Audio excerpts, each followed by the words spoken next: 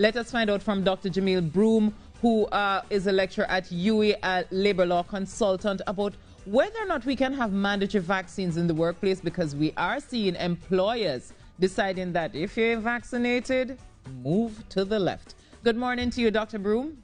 Good morning, Natalie. And thank you so much for joining us. It's a pleasure having you. First time, but I'm sure that it's going to be exciting. So, my mom told me that I needed to be careful because you're a very hard hitter. Oh, Lord, have mercy. Which is a good thing, She loves you. That is not true. Yeah, boy. It's just a little toops true. Just a little toops, right? So, Dr. Broome, let us just start with it. Can employers make it mandatory for their workers to be vaccinated? And I'm starting with that first question because I had a union leader here the other day, the General Secretary of NATUC, Mr. Michael Anistet, who is saying that he's vaccinated, but at the end of the day, employers can't force employees to be vaccinated because they're changing the terms and conditions of their arrangement, their contractual arrangement. Now, I think a lot of people are ignoring what the employer's obligations are under the Occupational Safety and Health Act. Section 6 says that the employer is responsible for the health and safety of all its workforce. So starting there, an employer needs to do what is necessary to safeguard everyone, including himself. So I understand that the unions are saying that we need to give employees an option, an opportunity to make their own choices, but an employer has to do what's best for their business, because if they don't do that, they can have a spread, they can have an outbreak, and next thing you know, we're back in lockdown, and who's going to lose at the end of the day? And this is the benefit to everybody, in my view.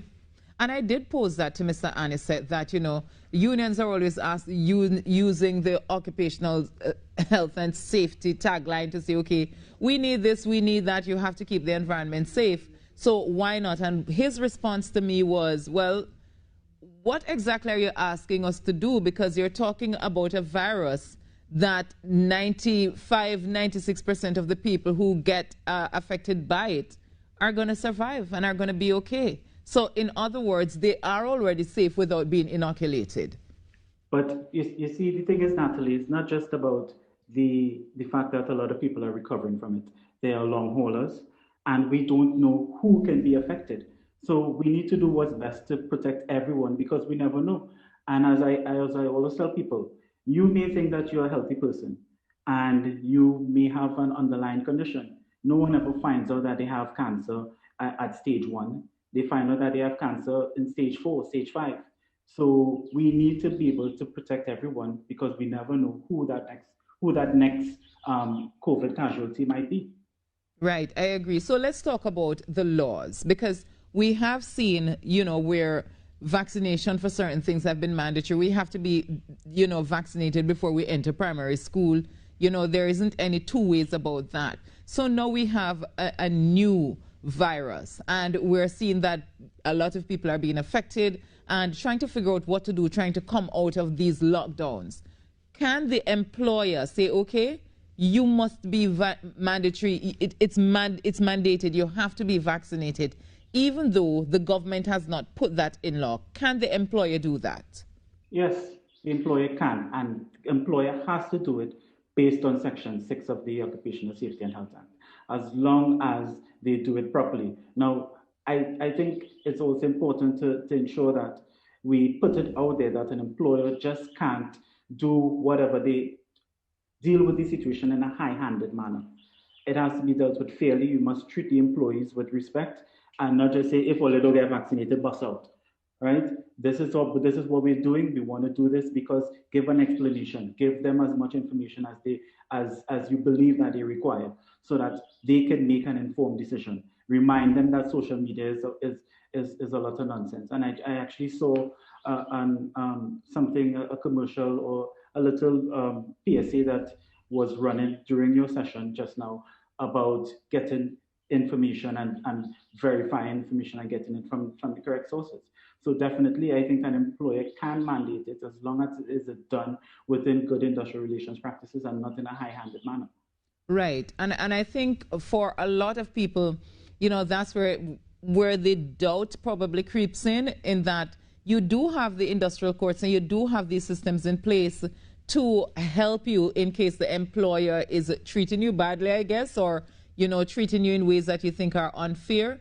But where is that line crossed from, okay, you have the right to refuse to be vaccinated, to, okay, because you think that might be your safety net, that might be your safety measure? Because for some people, it's a safety issue. You know, it's a safety issue that, okay, I don't want to be vaccinated. So how do we separate between this right to protect myself, not to be vaccinated, and this right to protect myself by being vaccinated? Is it a right to protect yourself by not being vaccinated? I haven't seen that anywhere. So I've heard people talk about religious rights. I have not seen that anywhere. But I do know that there are a lot of instances where doctors have recommended that certain people not take the vaccine because they are even higher risk than some.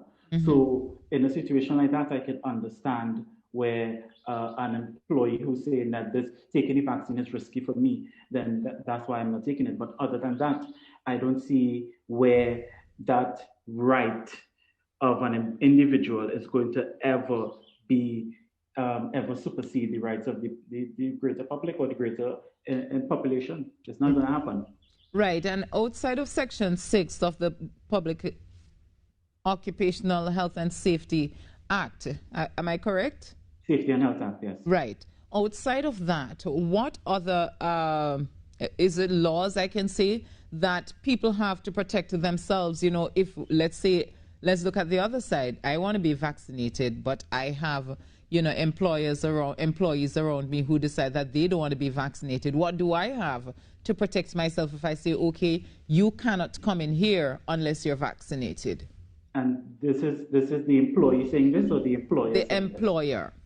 Okay. Yeah. So if an employer says, if an employer decides to bar an employee from the workplace, they have to do so under Section 6. That is the only way they can get, that's the only leeway they would have to get through this. Because anything outside of that, it's not going to work. They have to go under Section 6. Section 6 is that band-aid that employers have to use going forward with regards to vaccine mandates. Right. And I think a vaccine mandate may not be the only option. There are other options such as a negative PCR test. Now, with the PCR test, there are some people who say that Section 12 and Section 37 of the Occupational Safety and Health Act can possibly ban an employer from requesting a negative PCR test every week or every 2 weeks. But that is left for interpretation, and that's something that the court may have to deal with later on. But at this point, an employer can also go the route of negative PCR test, because in that way you're also going to be keeping it is another way of keeping your workplace safe. And I saw a clip yesterday where an employer threatened to remove bonuses.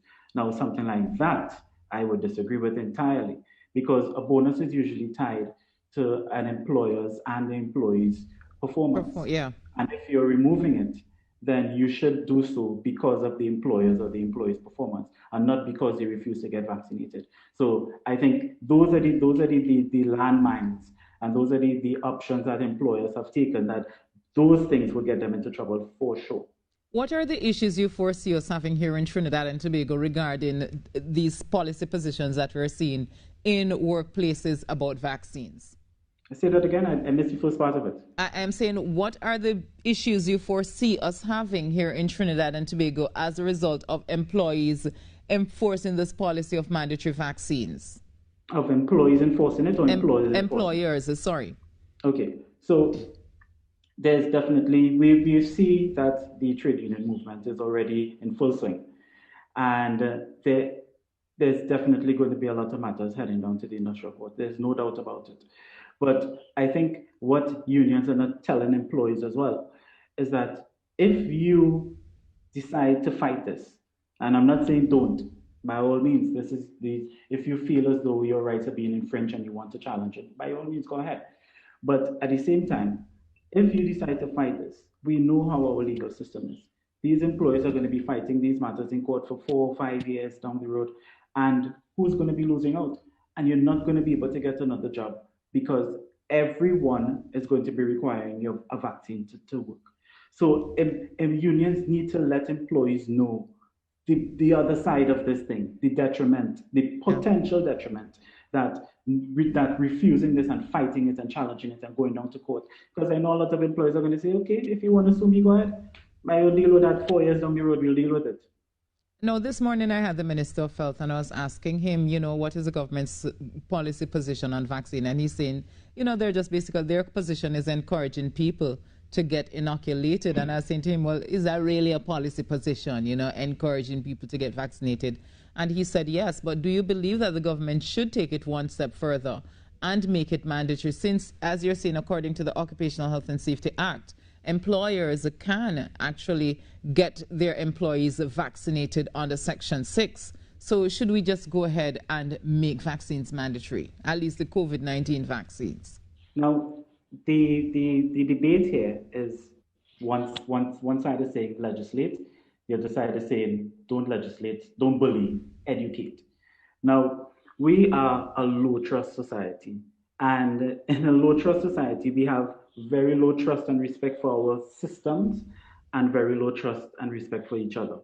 So if we are saying that we need to continue to educate, I think we've done enough. We've educated beyond where we need to be educated.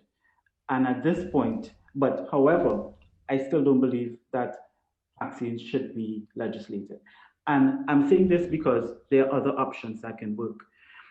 And if the government goes down the route of mandating or legislating vaccinations, they're going to get tied up in a lot of litigation. This is going to go all the way to the Privy Council. It's going to cost the government millions and millions of dollars in legal fees. And it is just going to be going on and on and on and on. And we see that everywhere that this has been done, it has been challenged and it has been won. But at the end of the day, it hasn't been challenged in our jurisdiction. And the main thing for me is the legal fees aspect. Yeah. Now, the alternative to that, in my view, would be vaccine passports. I think that would be a better idea. Antigua did it recently, bars, gyms, and clubs. Guyana did it recently, cinemas and casinos. France, their constitutional council, and this is really important. But how different is a vaccine passport, though, from law? Because realistically, with a vaccine passport, is that if you have this pass, so to speak, you can get into the club. You know what I mean? And if you don't have a pass, you can't get into the club. How different is that from making a law that's saying, you have to be vaccinated? Well, and so you see, the mandate forces everyone to take it. But the passport says if you want to enjoy these benefits or these social entertainment factors, you need to be vaccinated. So it still leaves that sense of option available. But a legislative mandate is everybody has to get it and this has to be done. But I disagree with any sort of mandate. But the government, as the largest employer, can set the trend and can ensure that and can put mandates in place for certain employees in certain sectors to be vaccinated. Employees who are in the health system, employees who are in the protective services, they should be vaccinated. And if the employer, if the government as the largest employer sets that tone, then they don't need to go down the road of legislating anything because they've already set the tone. All right, Dr. Broome, so thank you. there are ways to do it without getting yourself caught up in a legal battle. That's just my view on it. All right, Dr. Broome, thank you so much for speaking with me this morning here on the No Morning Show. Thank you for having me, Natalie. You're most welcome.